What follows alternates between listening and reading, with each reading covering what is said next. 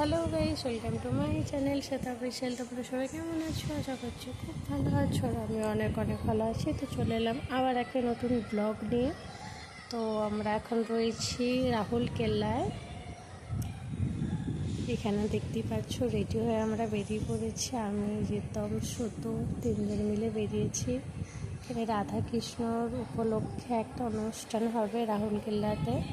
তো রাস্তায় যেতে দেখতেই পাচ্ছ এখানে গণেশ ঠাকুর কবে এখনো 1-1.5 মাস দেরি আছে পুজো হতে। এখানে রাহুল কেল্লায় গণেশ ঠাকুর পুজো বিশাল ধুমধাম হয়। তো এখন থেকে প্যান্ডেল শুরু হয়ে গেছে।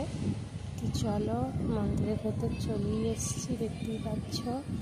তো চলো।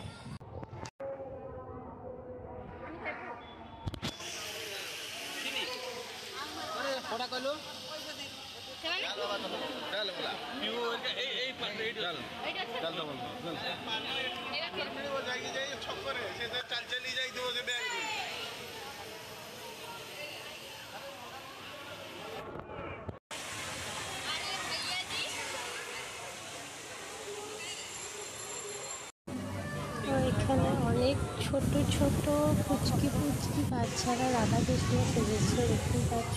খুব মিষ্টি দেখতে লাগছে। আর এখানে মন্দিরটাকেও খুব সুন্দরভাবে সাজিয়েছে।